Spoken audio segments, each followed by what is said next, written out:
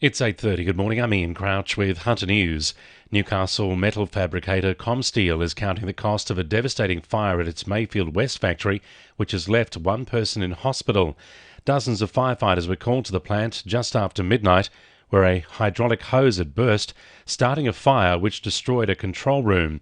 Crews took more than 4 hours to douse the flames and had to relay water from truck to truck to get to the seat of the fire due to accessibility issues. 40 workers had to be evacuated and one person was taken to hospital with smoke inhalation. The search continues for a man who stole a truck and broke into a home in Newcastle. The man was seen driving a flatbed truck on King Street around 2 yesterday afternoon, which was later recovered by police. He then forced his way into a home on Parkway Avenue at Cooks Hill 3 hours later, but fled when confronted by a resident.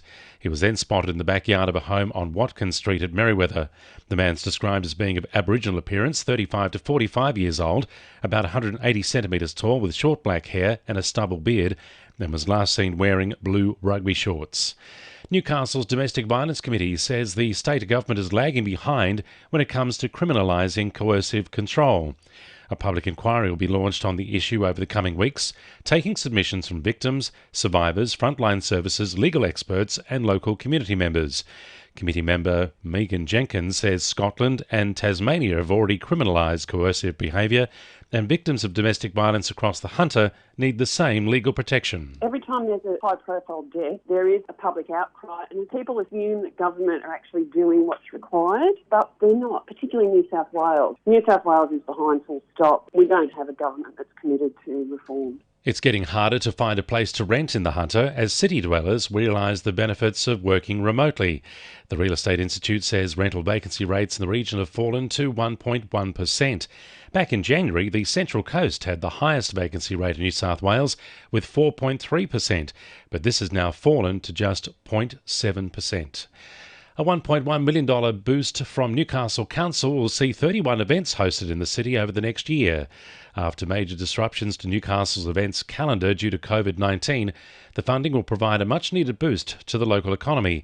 Deputy Lord Mayor Declan Clausen says the projects will breathe life back into the city. Things like comedy festivals, sailing and beer, park lighting and Christmas in Civic Park, event and activations in and around Derby Street, as well as some visual and historic tours that are really trying to show the city in a different light and encourage people to come out to spend money in the city of Newcastle, particularly as we respond to the ongoing COVID-19 pandemic. And Newcastle University is celebrating Pride Week by painting a rainbow pedestrian crossing on the pavement at the Callaghan campus. It'll be a permanent feature to show support for the LGBTIQ community. 2NURFM Sport. Knights coach Adam O'Brien has shot down rumours the club is looking to offload captain Mitchell Pearce for next year's NRL season. The halfback's future has been a talking point following the club's 46-20 loss to the Rabbitohs in week 1 of the finals. O'Brien says the skipper still has a place in the club and any talk of an early exit is just media speculation. Hunter Coast hockey rivals Norths and Souths are set to meet again after a controversial end to their 3-all draw semi-final match on Sunday. League chairman John Mayers says the rescheduled clash comes from an error made by match officials, which saw Souths left with just 6 players in extra time. The sides will meet tomorrow night for a chance to face off against Gosford in the grand final.